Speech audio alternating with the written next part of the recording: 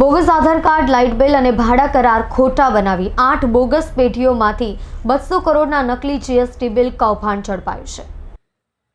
8 bogus પેઢીએ 200 કરોડના નકલી GST bill બનાવી 30 કરોડથી વધુનો ચૂનો ચોપડ્યો।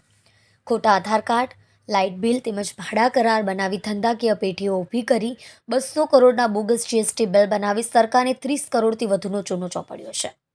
સીજીએસટીએ 8 સ્થળે તપાસ કરી તો કોઈ ધંધો ચાલતો ન હોવાનું સામે આવ્યું હતું।